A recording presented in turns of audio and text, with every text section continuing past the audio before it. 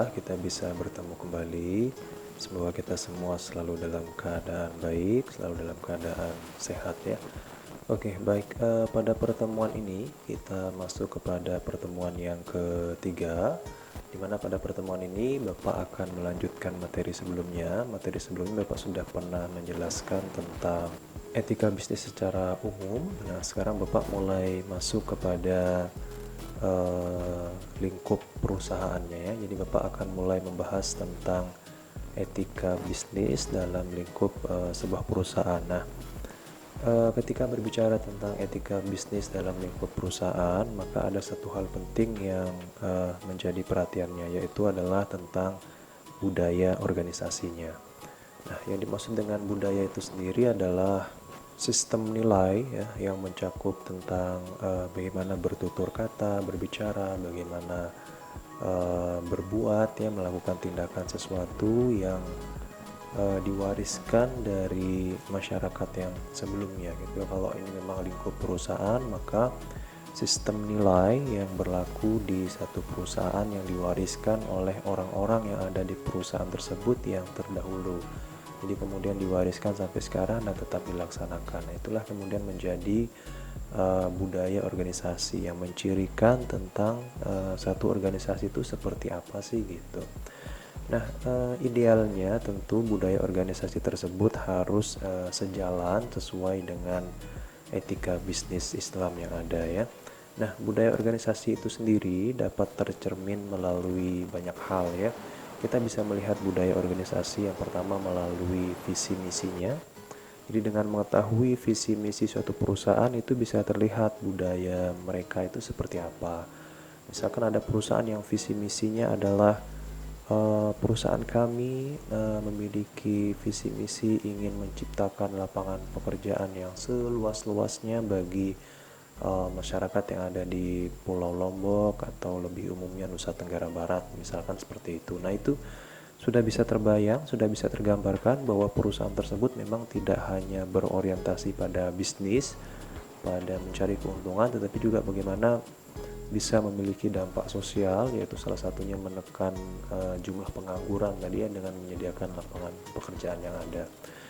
Kemudian dapat juga tergambarkan melalui peraturan-peraturan perusahaan yang ada, ya misalkan salah satunya adalah adanya dana sosial ya, atau biasa disebut CSR, Corporate Social Responsibility, atau tanggung jawab sosial sebuah perusahaan. Nah, biasanya setiap perusahaan itu memiliki kebijakan tertentu ya yang khas dari setiap perusahaannya. Katakan dari total pendapatannya, maka mungkin 2,5% atau 5% nanti dialokasikan khusus untuk dana sosial ini. Nah, dana sosial ini bisa digunakan untuk berbagai macam kegiatan. Salah satunya misalkan beasiswa yang bisa diberikan oleh beberapa perusahaan. Jadi perusahaan tersebut memberikan beasiswa kepada para mahasiswa yang sedang berkuliah dan seterusnya. Dan ini juga bisa menggambarkan bahwa perusahaan tersebut memang tidak sekedar profit oriented ya, tetapi juga memikirkan tentang kegiatan sosial. Mereka juga fokus membangun dunia pendidikan dengan menyediakan beasiswa seperti tadi itu ya. Termasuk juga peraturan-peraturan di perusahaan yang terkait khusus dengan kode etiknya. Jadi setiap perusahaan pasti memiliki kode etik perusahaan, yang mana kode etik perusahaan ini tentu saja harus dijalankan oleh seluruh pihak atau seluruh karyawan yang ada di perusahaan tersebut ya. Bahkan di beberapa perusahaan besar itu ada satu dewan khusus ya. Dewan itu semacam apa ya, sekumpulan orang khusus yang menangani masalah kode etik tersebut. Jadi ada dewan etik namanya. Dewan etik ini tugasnya apa? Tugasnya adalah memastikan bahwa kode etik di sebuah perusahaan atau sebuah organisasi itu berjalan sebagaimana mestinya. Kalau memang nanti dijumpai ada pelanggaran-pelanggaran kode etik, maka akan disidang atau apa ya, ditindaklanjuti oleh dewan etik ini ya.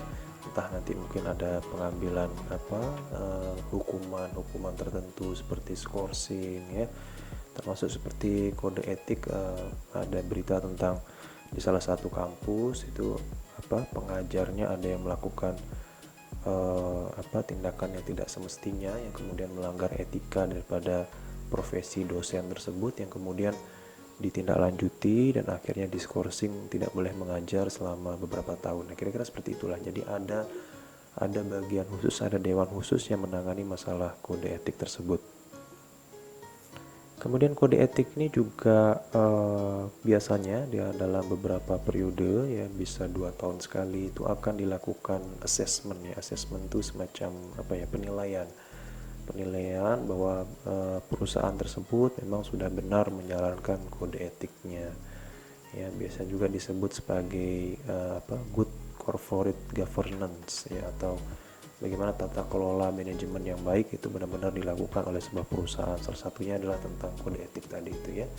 Jadi memang kode etik di setiap perusahaan itu menjadi salah satu unsur yang cukup penting ya. Dia selalu di assessment, selalu diuji setiap beberapa tahun sekali, dipastikan bahwa kode etik tersebut berjalan sebagaimana mestinya.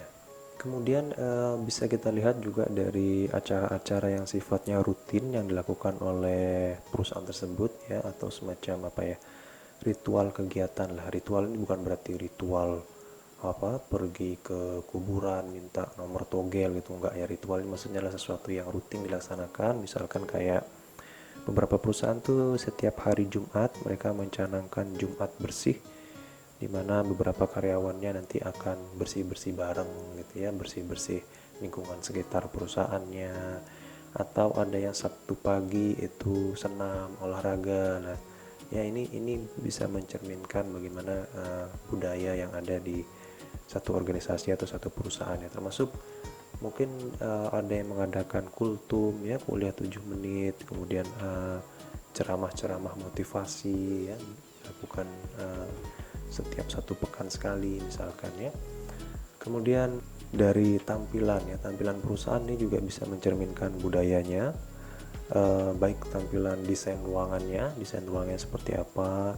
Katakan kalau kita lihat di perbankan, bagaimana dia mendesain ruangannya, ada tempat duduknya, ada toiletnya, kemudian ada tempat sholatnya, ada musolanya. Bahkan di beberapa pusat perbelanjaan itu disediakan ruangan khusus untuk ibu menyusui. Nah, kemudian bagaimana mereka mempersiapkan itu semua, mendesain ruangannya, itu bisa mencerminkan bahwa oh ternyata perusahaan ini memang peduli terhadap ibu menyusui, jadi ada ruangan khususnya. Kemudian memperhatikan kegiatan peribadahan, dia menyediakan musola, menyediakan tempat wudhu gitu ya. Termasuk pakaian seragam ini juga bisa mencerminkan kebudayaan atau budaya organisasi yang ada. Beberapa perusahaan itu menggunakan seragam tertentu ya, misalkan menggunakan batik yang mencerminkan bahwa ini produk lokal Indonesia. Kemudian bagaimana seragamnya itu menutup aurat ya. Kemudian menggunakan warna-warna tertentu yang merupakan simbolis atau perwakilan dari perusahaannya tersebut ya, misalkan Pertamina dengan warna merahnya, kemudian beberapa bank dengan ciri-ciri warna khusus tertentu gitu ya. Kemudian termasuk bahasa yang digunakan ya, bahasa yang digunakan dalam percakapan sehari-hari di perusahaan itu juga bisa menggambarkan budaya organisasinya ya. Misalkan di bagian customer service ya, kalau di beberapa perusahaan yang masih masih baru, kemudian belum terlalu profesional lah gitu, ketika konsumen datang ya dia ngomongnya biasa aja gitu. Misalkan ada konsumen datang gitu ya, kalau perusahaan masih baru itu, maka dia akan menanyakan, Pak mau beli apa di sini Pak, ada keperluan apa gitu. Nah itu kalau yang biasa. Tapi kalau sudah profesional itu, maka dia akan mengucapkan salam terlebih dahulu. Selamat datang di kantor kami Pak, silahkan duduk, ada yang bisa kami bantu, misalkan seperti itu. Nah kan bahasa-bahasa yang digunakan seperti itu bisa menggambarkan budaya organisasi, budaya perusahaan, bahwa satu perusahaan ini ternyata memang sudah profesional di bidangnya. Terlihat dari caranya dia berbicara, caranya dia menyambut konsumen, caranya dia mengangkat telepon, halo selamat pagi, dengan PT ini ada yang bisa dibantu gitu. Itu sedikit banyak mencerminkan profesionalitas sebuah perusahaan ya. Kemudian dari sisi gaji ya, gaji pemberian upah ya, dalam Islam sendiri kan bayarlah gaji pegawaimu bahkan sebelum keringatnya kering gitu ya. Itu istilah-istilah, bukan berarti bener-beneran keringat gitu, enggak ya, maksudnya istilah bahwa kalau kita dalam sebuah perusahaan mau menggaji karyawan tuh sebaiknya digaji secepat-cepatnya. Artinya ketika dia sudah selesai bekerja ya kemudian kita bayarkan haknya dia berupa gaji atau upah tersebut ya. Nah, kalau pada umumnya memang di sebuah perusahaan itu penggajiannya ya rata-rata, kalau perusahaan swasta itu penggajiannya di akhir bulan, biasanya sekitar tanggal 25 ke atas ya. Kalau beda lagi kalau ini ya pegawai pemerintahan. Kalau pegawai pemerintahan justru di awal bulan, tanggal 1, tanggal 2 itu dia gajiannya ya. Jadi kalau pegawai pemerintah itu dia digaji dulu baru kerja. Kalau pegawai swasta dia kerja dulu baru digaji gitu ya. Makanya kalau kita pergi ke pusat perbelanjaan gitu ya, ke Rubi gitu ya, kalau kita datang di akhir bulan kemudian ramai orang belanja, itu besar kemungkinan adalah para pegawai swasta ya. Tapi kalau kita datangnya awal bulan dan itu ramai orang belanja, besar kemungkinan orang yang belanja tersebut adalah pegawai negeri gitu ya. Mungkin beda halnya kalau kita seorang pengusaha ya. Kalau seorang pengusaha duitnya kapan saja, jadi bebas mau belanja akhir bulan atau awal bulan, terserahnya dia gitu ya. Kemudian termasuk dalam hal toleransi ya. Toleransi ini misalkan pada waktu-waktu tertentu ya, hari besar keagamaan itu diberikan izin kepada para pegawainya untuk libur gitu ya, izin tidak masuk bekerja karena ada kegiatan keagamaan tertentu lah, saling bertoleransi lah. Misalkan pada saat Idul Fitri, biasanya pada saat Idul Fitri kalau kita sholat Id ya, sholat Idul Fitri di lapangan kan biasanya ada polisi-polisi yang jaga. Itu rata-rata polisi-polisi yang jaga pasti dari agama lain ya, misalkan dari agama Hindu gitu ya. Kemudian nanti sebaliknya ketika acara nyepi dan segala macamnya, kita dari umat Islam biasanya polisi-polisi yang beragama Islam yang bergantian berjaga pada saat itu. Begitu pun pada saat Natal nanti misalkan. Jadi toleransi dalam beragama seperti itu ya. Termasuk dalam sebuah perusahaan juga seperti itu. Jadi kalau hari-hari besar keagamaan kita saling menghormati lah antar keyakinan yang berbeda gitu ya. Baik, selanjutnya kita mulai masuk kepada pokok pembahasan tentang etika dalam bisnis Islam. Sebelumnya Bapak sudah pernah sampaikan di pertemuan sebelumnya bahwa etika dalam Islam itu biasa disebut dengan istilah akhlak ya. Akhlak sendiri ini pun terbagi menjadi dua. Tentu ini semua orang sudah tahu ya, itu ada akhlak mulia, akhlak terpuji, dan akhlak yang tercela, kira-kira seperti itu ya. Nah, akhlak yang mulia ini sendiri itu memiliki beberapa komponen ya, atau beberapa unsur ya. Yang pertama adalah tentang keilmuan. Jadi salah satu ciri atau unsur di dalam akhlak yang terpuji, akhlak mulia tersebut adalah adanya keilmuan ya. Keilmuan ini maksudnya adalah pengetahuan tentang berbagai macam hal. Jadi dia bisa membedakan mana yang benar dan mana yang salah ya. Atau kalau dalam dunia psikologi disebut sebagai IQ ya, intelijensinya dia lah kurang lebih ya, kepintarannya dia, keluasan wawasannya dia akan suatu ilmu pengetahuan ya. Kemudian yang kedua adalah tentang bagaimana seseorang tersebut bisa menjaga amarahnya ya. Jadi amarahnya tersebut tunduk atau terdidik oleh akalnya ya. Jadi maksudnya adalah orang yang tersebut bisa menjaga sisi emosionalnya dia tidak kemudian lantas suka marah-marah dan segala macamnya ya. Atau kalau dalam dunia psikologi, dalam dunia manajemen sumber daya manusia, biasa disebut sebagai EQ ya, atau emotional question ya. Kemudian yang ketiga adalah tentang nafsu ya, nafsu bagaimana dia bisa mendidik nafsunya. Jadi dia tidak mengikuti nafsunya, tetapi nafsunya tersebut terdidik oleh akalnya dia ya, atau biasa disebut sebagai spiritual question ya. Kemudian yang keempat adalah keseimbangan ya, keseimbangan di antara ketiga hal tadi. Maksudnya adalah di satu sisi dia pintar, IQ-nya tinggi, kemudian di sisi yang bersamaan juga dia pandai mengatur emosionalnya, di sisi yang bersamaan juga spiritualnya tinggi sehingga dia bisa mengendalikan nafsunya ya. Itu keseimbangan. Jangan sampai ada yang tidak seimbang ya, ketika ilmunya tinggi tetapi nafsunya tidak bisa dikontrol ya. Dia pandai akuntansi, pandai hitung-hitungan pajak, tetapi nafsu akan hartanya tinggi sehingga berujung pada korupsi nanti ya, seperti siapa Gayus Tambunan itu ya, itu pinter banget di bidang perpajakan tapi pada akhirnya malah korupsi gitu ya. Nah, keempat aspek atau unsur tadi itu akan melahirkan sifat-sifat yang terpuji ya. Seperti yang pertama adalah sidik ya, atau jujur ya. Jujur dalam berbicara ya, maupun jujur dalam bertindak ya.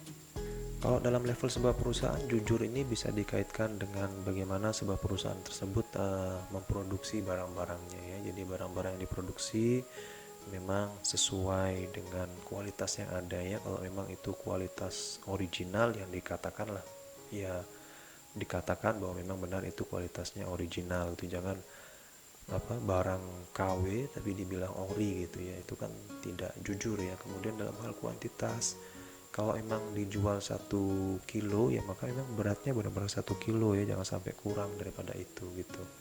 Kemudian dari sisi bahan yang digunakan ya, kemarin kita sudah bahas tentang kehalalan satu produk ya, termasuk dengan seperti itu ya. Kalau memang sudah mencantumkan bahwa produk kita ini halal, maka ya memang benar harus halal gitu ya, tidak berdusta kemudian ya.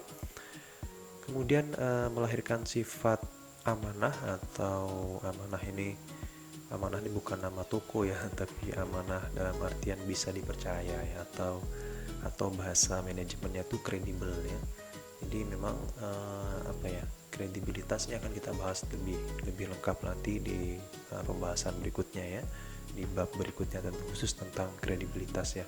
Nah, jadi kredibilitas atau kepercayaan ini memang penting banget ya di dalam sebuah perusahaan ya, karena dia bisa menjamin bahwa misalkan rahasia perusahaan bisa terjaga gitu ya. Karena biasanya setiap perusahaan tuh pasti memiliki rahasia perusahaan ya. Rahasia perusahaan ini bukan berarti satu aib atau satu yang buruk yang harus nggak boleh orang lain tahu, nggak ya. Maksudnya rahasia perusahaannya adalah hal-hal yang berkaitan dengan misalkan ya, kalau itu sebuah perusahaan makanan terkait dengan resep masakannya. Biasanya resep masakan ini dirahasiakan oleh perusahaan tersebut yang memang diamanahkan kepada setiap karyawan yang ada di sana untuk benar-benar menjaga resep ini agar perusahaan kita tetap terus dapat memproduksi makanan dengan resep ini gitu, agar tidak sampai ada orang lain yang kemudian meniru menjadi pesaing kita dan seterusnya ya. Tapi termasuk kalau di bidang dulu Bapak di bidang konstruksi pembuatan beton itu memang ada formula khususnya ya. Ketika mau bikin beton itu campuran semennya berapa ember, kemudian airnya, kemudian pasirnya, pasir jenis tertentu ya. Jadi ternyata pasir itu banyak jenisnya ya, berdasarkan kadar lumpurnya. Kemudian ada pasir abu batu namanya. Jadi dari batu yang sudah dijadikan abu itu menjadi pasir, itu bisa menghasilkan beton dengan kualitas tinggi. Nah, resep-resep rahasia, formula-formula rahasia seperti itu tentu tidak boleh dibocorkan kepada pesaing atau kepada orang lain yang memang menjadi rahasia perusahaan. Nah, ini harus dijaga dengan baik ya ketika kita masih menjadi karyawan di sana ya. Kecuali kalau kita sudah keluar dari sana ya mungkin berbeda ceritanya ya. Kemudian termasuk kredibilitas ini juga sering diuji khususnya pada sisi karyawan ketika dia dihadapkan dengan yang namanya duit ya. Ini memang bahaya sekali yang namanya duit ini, karena begini ya, kalau dari pengalaman Bapak selama ini ya, kalau kalian mau melihat karakter asli seseorang itu seperti apa, maka coba tes dia dengan duit ya. Coba tes dia dengan uang ya. Kalau emang dia tergoda dengan uang tersebut ya, maka sudah tidak kredibel, sudah orang tersebut tidak bisa dipercaya lagi ya. Kredibilitasnya juga menjadi salah satu unsur ya ketika nanti mau ada promosi jabatan. Jadi promosi itu sendiri, ingat ya, promosi itu sendiri ada dua term ya, ada dua artinya. Promosi dalam bidang manajemen pemasaran itu maksudnya adalah pengiklanan. Kemudian promosi dalam bidang manajemen sumber daya manusia itu maksudnya adalah naik jabatan. Nah, proses naik jabatan ini salah satu syaratnya adalah kredibilitas ini. Jadi seseorang karyawan yang ingin dinaikkan jabatannya oleh direkturnya ya, oleh pimpinan perusahaannya, maka akan dilihat kredibilitasnya, akan dilihat track recordnya, rekam jejaknya kurang lebih selama 5 tahun terakhir katakan.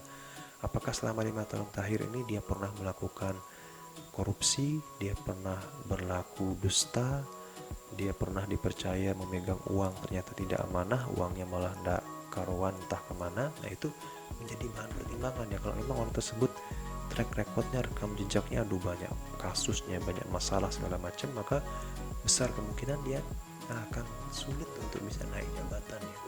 Tapi sebaliknya kalau orang tersebut kredibilitasnya baik, track recordnya baik, nggak pernah ada kasus yang aneh-aneh, ketika dia dipercaya megang uang dia bisa amanah, nah itu besar kemungkinan dia akan lebih mudah untuk bisa naik jabatan lebih cepat ya. Itu pentingnya kredibilitas dalam sebuah perusahaan ya. Kemudian yang selanjutnya adalah fatona atau cerdas ya. Cerdas di sini memang dituntut setiap karyawan tuh memiliki kecerdasan tadi, memiliki IQ yang tinggi tadi ya, termasuk perusahaan itu sendiri secara keseluruhan, juga para pimpinannya harus memiliki kecerdasan ya. Nah, kecerdasan ini khususnya adalah dalam bidang, tentunya dalam bidang manajemen perusahaannya itu sendiri ya. Bagaimana kecerdasan seseorang untuk dapat mengelola sebuah perusahaan agar perusahaan tersebut bisa mencapai efektivitas dan efisiensinya. Efektivitas maksudnya adalah tujuan perusahaannya tercapai, yaitu keuntungan atau laba perusahaannya katakan di tahun tersebut tercapai dengan baik, dan kemudian juga efisiensinya. Efisiensi itu maksudnya adalah dia bisa mencapai laba tertentu dengan biaya yang minimum ya, atau bahasa sederhananya hemat gitu ya. Jadi termasuk dalam Islam juga kan diajarkan untuk kita tidak mubazir ya, tidak menyia-nyiakan atau tidak mubazir lah ya. Artinya kita harus bisa memanfaatkan segala sesuatu dengan baik agar hemat ya, efisien gitu ya. Kita bisa katakan kita bisa memproduksi barang dengan lebih banyak, lebih cepat, tetapi menggunakan mesin yang daya listriknya lebih rendah, katakan lebih hemat energi. Atau kita menggunakan lampu penerangan yang LED gitu ya kan, tuh terangnya sama bahkan lebih terang tetapi lebih hemat listrik ya. Kita kira seperti itu untuk efisiensinya ya. Jadi kecerdasan di dalam mengelola sebuah perusahaan. Kemudian tablik ya, yang artinya menyampaikan ya, ini erat kaitannya dengan bagaimana jiwa kepemimpinan seseorang ya. Ketika dia menjadi seorang pemimpin, nanti dia menyampaikan banyak informasi seperti itu ya. Jadi bagaimana seorang pimpinan dapat memimpin para bawahannya gitu ya, bagaimana seorang pemimpin itu dapat mengelola perusahaannya agar perusahaannya ini tidak hanya mencari keuntungan tetapi juga memperhatikan dampak sekitarnya gitu ya. Produksi mesinnya, kemudian pembuangan limbahnya tidak mencemari lingkungan, suara bising mesinnya tidak mengganggu masyarakat yang ada di sekitar, dan lain sebagainya ya. Kemudian kebalikan daripada akhlak yang terpuji tadi yaitu adalah akhlak yang tercela ya. Ini kebalikan daripada yang sudah kita sebutkan tadi. Seperti kalau yang tadi berilmu, maka ini tidak berilmu ya, atau bodoh gitu ya. Kemudian amarah ya, tidak mampu mengontrol amarahnya. Kemudian nafsunya dia tidak mampu kendalikan ya, nafsu akan harta, nafsu akan kedudukan, tahta gitu ya, dan bahkan wanita mungkin ya. Jadi harta, tahta, wanita. Kalau mahasiswa kuota ya.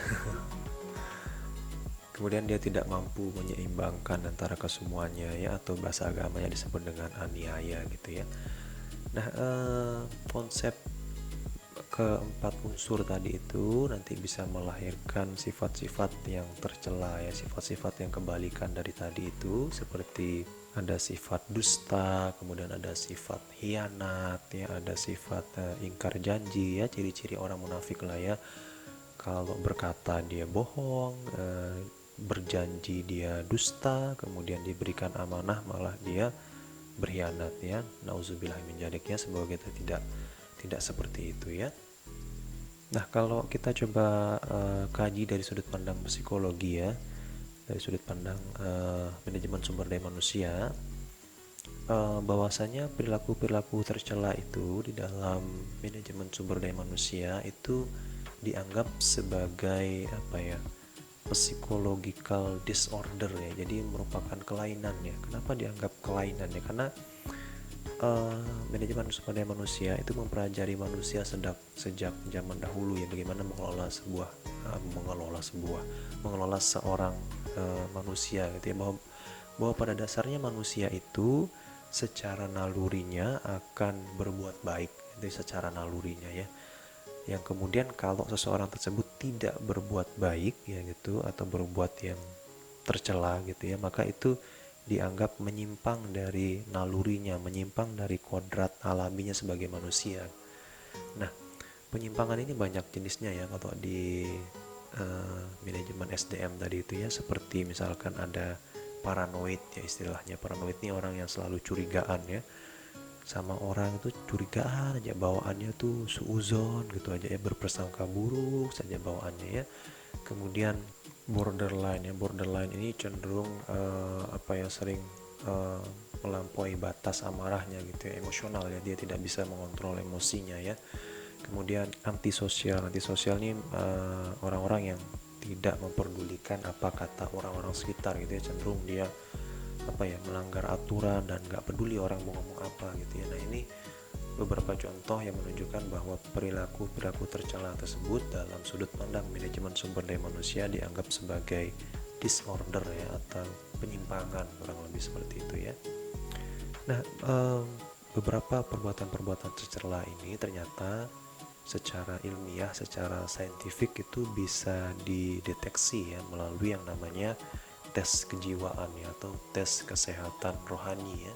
Ini biasanya ada di rumah sakit jiwa. Bapak sendiri sudah beberapa kali ya pernah ikut tes kesehatan rohani ini, pernah dites lah kejiwaannya gitu ya, nih orang gila apa enggak gitu.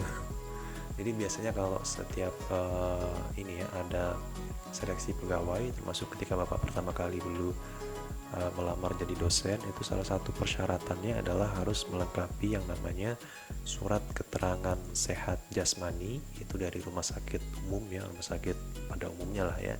Kemudian ada surat kesehatan rohani. Nah, yang rohani ini harus dari rumah sakit jiwa.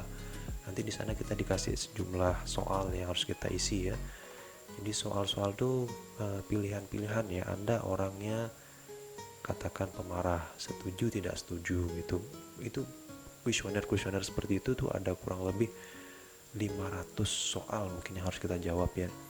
Kemudian nanti dari sana itu bisa terdeteksi kita tuh orangnya seperti apa ya, apakah ada kecenderungan kita mengalami disorder tadi, penyimpangan. Oh, ini orangnya cenderung pemarah karena mengalami stres dan seterusnya ya. Dan alhamdulillah hasil kemarin memang cukup baik lah, walaupun ada beberapa tingkat stres dalam bekerja yang waktu bapak melamar dosen dulu ya, itu wajar ya, setiap orang bekerja tuh pasti mengalami stres ya, asal stresnya tersebut tidak berlebihan kemudian jadi orang stres gitu ya, enggak ya, asal stresnya tersebut tidak berlebihan dan masih bisa dikontrol, itu masih wajar gitu ya. Kemudian selanjutnya adalah tentang nama baik sebuah perusahaan ya. Nah, dari akhlak tadi yang kita sudah bicarakan, ketika itu benar-benar dijalankan, maka dia akan berujung kepada yang namanya citra ya, atau nama baik sebuah perusahaan. Nah, nama baik sebuah perusahaan ini kalau kita jabarkan tentu akan menjadi atau terbagi ke dalam nama baik di masing-masing karyawannya sendiri dulu. Jadi karyawan masing-masing karyawan yang ada tersebut memiliki citra atau memiliki nama baik gitu ya. Persepsi publik, persepsi masyarakat terhadap karyawan-karyawan yang ada di satu perusahaan itu baik gitu ya. Jadi bagaimana setiap karyawan yang ada itu memang benar-benar menjaga akhlaknya dia, menjaga kode etiknya dia gitu ya. Jangan sampai dia melakukan perbuatan-perbuatan yang tercela tadi, karena perbuatan-perbuatan yang tercela tadi tentu akan berujung kepada nama buruk karyawan tersebut ya, yang ujung-ujungnya nanti juga akan berimbas atau berakibat pada nama buruk perusahaan tersebut gitu ya. Misalkan karyawan jangan sampai suka berbohong ya ketika ditanya apa, sudah selesai nggak pekerjaannya? Oh iya pak, sudah pak, ini sebentar lagi pak, saya akan sampaikan ke bapak, saya akan berikan laporannya. Ternyata sudah berapa lama ditanya lagi, gimana pak belum disampaikan laporannya? Iya pak, ini sebentar lagi selesai. Sebentar lagi selesai berarti belum selesai gitu. Nah itu sudah bohong gitu ya. Sehingga kemudian di lain waktu ketika ditanya pekerjaannya sudah selesai atau belum, akan diminta mana pekerjaannya, apakah benar-benar sudah selesai atau belum gitu ya. Karena biasanya ketika orang sekali berbohongnya itu akan selalu diingat ya, baik oleh rekan kerjanya maupun atasannya ya. Nah, ketika ada muncul kesempatan di lain kali, maka akan teringat kembali, oh kemarin orang ini sudah pernah berbohong ya, maka besar kemungkinan dia akan berbohong lagi gitu ya. Sehingga kemudian tidak dipercaya, tidak mendapatkan kredibilitas oleh rekan-rekan kerjanya ya. Sama halnya kayak film Upin Ipin lah ya. Film Upin Ipin itu kan ada yang yang tentang serigala itu ya, tolong ada serigala gitu kan. Satu kali dia datang ternyata tidak ada serigalanya, dua kali datang nggak ada serigalanya, ketiga kalinya beneran serigalanya datang, dia minta tolong malah nggak ditolongin gitu ya. Jadi orang yang berbohong itu sekali berbohong, kemudian dua kali berbohong, tiga kali sudah nggak dapat kepercayaan lagi ya, kredibilitasnya sudah hilang, nama baiknya sudah mulai tercemar lah gitu ya, sudah nama buruk jadinya, bukan nama baik ya. Kemudian termasuk amanah ya, amanah ketika orang diberikan kepercayaan, katakan di bagian keuangan dipercaya megang kunci brankas gitu ya. Ketika satu saat dia diberikan kepercayaan megang kunci brankas, kemudian dia berkhianat, katakan barang-barangnya banyak yang hilang dan segala macam, maka besok-besok sudah nggak dipercaya lagi untuk memegang kunci brankas tersebut ya. Bapak sendiri dulu punya pengalaman ya, ketika bapak jadi bendahara, bapak sendiri yang memegang kunci brankas perusahaan itu ya. Jadi semua kekayaan perusahaan itu ada di dalam brankas itu, baik uang tunainya, kemudian surat-surat berharga, BPKB motor atau BPKB motor kantor, BPKB mobil dan lain sebagainya, itu ada semua ya. Kalau seandainya bapak hilaf mungkin waktu itu ya, ada setan lewat mungkin sudah bapak bawa lari harta-harta itu ya. Mungkin bapak ndak di sini sekarang ya, mungkin sudah di urusan di pihak berwajib gitu ya. Tapi alhamdulillah bapak masih punya keimanan lah, kejujuran untuk menjaga amanah tersebut ya. Nah kira-kira seperti itu tentang menjaga amanah ya.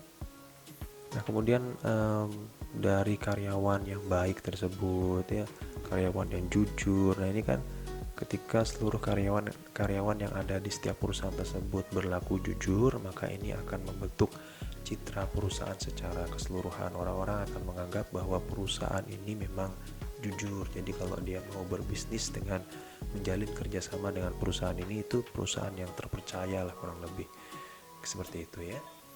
Sehingga tercermin dia nama baik perusahaan tersebut dalam setiap produk yang dihasilkan. Jadi orang mau belanja, membeli produknya tuh yakin ya, karena perusahaan tersebut sudah memiliki nama baik lah kira-kira dalam hal memproduksi barang, dalam hal pelayanan ya. Bagaimana setiap produk yang diberikan itu memang benar-benar produk yang berkualitas ya, metode pembayarannya memang benar-benar jujur gitu ya. Karena dalam Islam sendiri kan memang kita diwajibkan ya untuk menjaga nama baik kita ya, menjaga nama baik keluarga. Jangan sampai orang mempersepsikan kita ini orang yang buruk ya, orang yang suka mabuk-mabukan, katakan itu, jangan sampai ya. Jadi bagaimana kita benar-benar menjaga diri kita secara baik sehingga persepsi orang terhadap kita juga menjadi baik gitu ya. Termasuk dalam hal ini, dalam hal lingkup perusahaan. Jadi bagaimana perusahaan bisa menjaga nama baiknya sehingga persepsi di masyarakat tentang satu perusahaan tersebut adalah baik gitu ya. Kemudian hal lain yang tidak kalah pentingnya di dalam mengelola etika bisnis dalam Islam, khususnya dalam lingkup perusahaan ini, adalah adanya yang namanya spesialisasi pekerjaan. Spesialisasi pekerjaan ini sederhananya adalah bahwa setiap pekerjaan itu dikerjakan oleh ahlinya di bidangnya. Kan ada hadisnya juga ya, kalau kita menyerahkan satu pekerjaan bukan pada ahlinya, maka tunggulah kehancuran ya.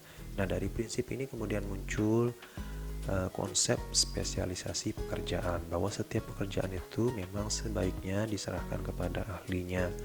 Kalau katakan bagian akuntansi, ya memang harus sarjana akuntansi, orang yang memang mengerti tentang bidang akuntansi, orang yang profesinya memang di bagian akuntan gitu ya. Jadi profesi ini terbentuk atas yang pertama pendidikannya, memang pendidikan akuntansi, kemudian pengalamannya ya, pernah bekerja, memiliki pengalaman dalam hal bidang akuntansi, sehingga kemudian orang ini dikatakan orang yang profesional ya. Jadi orang yang profesional itu adalah orang yang bekerja sesuai dengan profesinya, sesuai dengan keahliannya ya. Nah, orang-orang yang profesional seperti ini memiliki standar khusus ya dalam hal bidang profesinya dia tersebut ya. Jadi katakan akuntansi tadi memang memiliki standar akuntansi khusus yang akan dia jalani ketika bekerja nanti. Nah, ini memastikan bahwa setiap pekerjaan tersebut berjalan sebagaimana mestinya ya. Bahkan profesi-profesi seperti ini memiliki asosiasi atau perkumpulannya ya. Misalkan tadi akuntan itu memiliki perkumpulannya sendiri. Kemudian ahli manajemen dakwah kan juga ada perkumpulannya ya, PAMDI namanya, Persatuan Ahli Manajemen Dakwah Indonesia kalau nggak salah ya. Kemudian ada IDPMI, Ikatan Dosen Pasar Modal Indonesia, dan lain sebagainya. Intinya di masing-masing profesi itu biasanya memiliki asosiasi atau perkumpulannya ya. Nah, di perkumpulan ini memastikan bahwa setiap kode etik atau standar-standar tertentu itu terjalankan oleh para para pelakunya yang bergerak di bidang tertentu tersebut ya. Nah, namun pada kenyataannya seringkali kita jumpai di beberapa perusahaan gitu ya, bahwasanya banyak orang yang tidak bekerja pada bidangnya gitu ya. Bukan orang akuntansi kok ia disuruh kerja di bagian keuangan gitu ya, sehingga yang benar saja tinggal tunggu kehancuran gitu ya. Orang tersebut tidak memahami bagaimana menjadi seorang manajer, kok ia malah ditempatkan jadi seorang manajer gitu ya. Nah, apa sih yang menyebabkan kok tampaknya ada gap ya, ada jarak, ada perbedaan antara teori. Kalau teori mengatakan kan tadi bahwa orang tersebut harus bekerja sesuai dengan bidang keahliannya, tapi pada kenyataannya kok banyak ya orang yang bekerja tidak pada bidang keahliannya gitu ya. Sarjana kehutanan misalkan kok tiba-tiba jadi bagian customer service gitu kan, nggak nyambung banget gitu ya. Karena orang kehutanan yang mungkin di bagian produksi yang kaitan dengan hutan tertentu, mungkin produksi kayu, mebel dan segala macamnya misalkan seperti itu ya. Nah, dari analisis yang Bapak lakukan selama ini berdasarkan teori yang ada dan pengalaman Bapak dalam bekerja, setidaknya ada 3 hal yang bisa menyebabkan kenapa hal tersebut terjadi. Kenapa kok orang-orang bekerja tidak pada bidang keahliannya ya. Yang pertama adalah karena keterbatasan modal. Jadi banyak perusahaan yang mempekerjakan orang bukan pada ahlinya karena memang modalnya masih terbatas ya. Kenapa? Karena ketika seseorang dipekerjakan oleh perusahaan yang memang ahli di bidangnya, katakan dia teknisi mesin yang khusus gitu ya, memang ahli di bidangnya, ketika dia mempekerjakan itu maka biasanya gajinya lebih tinggi. Kenapa? Karena orang tersebut memiliki keahlian khusus. Jadi perusahaan membayar lebih karena orang tersebut pun memiliki keahlian yang lebih yang tidak dimiliki oleh karyawan pada umumnya ya. Nah, dalam hal ini perusahaannya mungkin masih baru berdiri sehingga belum memiliki cukup modal untuk bisa menggaji karyawan yang ahli atau profesional di bidangnya, sehingga ya udah untuk sementara nggak apa-apa deh orang yang bukan ahlinya kerja di sini dulu, sembari nanti perusahaan kalau sudah semakin maju baru bisa merekrut karyawan yang memang khusus di bidangnya. Kemudian yang kedua adalah karena memang tidak adanya sumber daya manusia yang terampil dalam bidang tersebut yang ada di daerah sekitaran sana. Contohnya kayak Bapak dulu di perusahaan itu memproduksi paving block ya. Paving block itu kayak yang di parkiran mall itu ya. Jadi paving block itu diproduksi menggunakan satu jenis mesinnya besar banget ya, mungkin ada satu ruangan ini mesinnya ya. Mesin itu nanti dimasukin semen, dimasukin pasir, diolah langsung keluar paving block gitu ya, saking canggihnya lah kira-kira seperti itu. Nah, satu saat mesin ini rusak ya, error gitu, ada trouble ya, kemudian dipanggil teknisi yang ada di perusahaan tersebut, nggak bisa memperbaiki itu ya, karena butuh keahlian khusus memang ya terhadap mesin dengan spesifikasi khusus seperti itu ya, sehingga mau nggak mau akhirnya kita mendatangkan teknisi langsung dari Surabaya ya, dari pabrik mesin itu langsung ya, kemudian datang barulah bisa memperbaiki tersebut. Nah, eh, ini menggambarkan bahwa boleh jadi ketika perusahaan ingin mempekerjakan seseorang pada bidangnya, memang belum ada orang yang bisa memenuhi kriteria tersebut yang ada di daerah tersebut ya, sehingga mau nggak mau ya udah deh, orang yang sekedar ngerti mesin walaupun nggak ngerti-ngerti amat gitu ya, amat aja nggak ngerti gitu ya, itu nggak apa-apa ditempatkan di sana dulu, sembari nanti kalau memang sudah ada orang yang ahli di bidangnya dan ada di sekitar wilayah tersebut dapat dipekerjakan ya. Kemudian alasan yang ketiga adalah alasan yang tidak baik ya, alasan yang masuk ke dalam akhlak yang tercela, yaitu alasan yang tidak bisa dimaafkan kurang lebih ya, yaitu adalah karena adanya praktik nepotisme ya. Nepotisme ini adalah mempekerjakan orang berdasarkan hubungan kekerabatan atau hubungan kedekatan keluarga lah gitu ya, mentang-mentang ini anak saya, ya udah kamu langsung jadi manajer gitu, padahal anaknya belum paham benar bagaimana jadi manajer ya. Mentang-mentang ini istri saya, ya udah saya pekerjakan jadi bendahara gitu, padahal nggak punya basic pengetahuan tentang keuangan ya, sehingga kemudian bekerja tidak atau bukan pada ahlinya gitu ya. Nah, tentu saja ini tidak seharusnya terjadi gitu ya. Kalaupun memang dia mempekerjakan keluarganya gitu ya, sebenarnya sah-sah saja sih, boleh-boleh saja ya, tetapi dengan catatan bahwa keluarganya tersebut memang memiliki profesionalitas di bidangnya gitu ya. Nggak apa-apa kita mempekerjakan anak kita, mempekerjakan keluarga kita, asalkan memang dia mampu di bidangnya, dia memang profesional bekerja di bidangnya. Yang menjadi permasalahan adalah ketika dia tidak bisa kerja, itu yang akan menjadi permasalahan tadi ya. Jadi ini menggambarkan bahwa tentang spesialisasi pekerjaan ya, pada kasus-kasus tertentu memang boleh jadi ada karyawan yang bekerja tidak pada bidangnya ya, sehingga diharapkan memang dalam setiap perusahaan orang-orang yang bekerja di sana memang orang-orang yang memang memiliki keahlian di bidangnya masing-masing. Tentu saja keahlian ini idealnya harus diimbangi dengan moralitas yang tinggi juga ya. Jadi selain dia ahli di bidangnya, ahli bidang keuangan, juga harus memiliki kejujuran yang tinggi ya. Jangan sampai dia ahli bidang keuangan tapi orangnya nggak jujur ya, nanti duit perusahaan bisa habis dikorupsi sama dia ya. Jadi antara ilmu dunia dengan ilmu agamanya tuh seimbang lah ya, seperti UIN ya. UIN ini kan memang Universitas Islam Negeri ya, ini memang diharapkan bisa menciptakan lulusan-lulusan yang mempunyai kedua ilmu tadi, antara ilmu dunianya dia ada, misalkan di jurusan manajemen dakwah, dia punya keilmuan di bidang manajemen, tetapi kemudian moralitasnya, ilmu agamanya juga baik ya, di satu sisi dia bisa berdakwah dan seterusnya, kira-kira seperti itu ya. Nah, di pekan berikutnya kita akan lebih banyak membahas lagi, lebih dalam membahas lagi tentang yang namanya kredibilitas ya. Seperti apa kredibilitas itu, bagaimana membangunnya, bagaimana menjadi orang yang kredibel sehingga dapat dipercaya, lebih cepat naik jabatan. Nah, gitu akan kita bahas di pertemuan berikutnya. Untuk sekarang cukup sekian dan terima kasih. Assalamualaikum warahmatullahi wabarakatuh.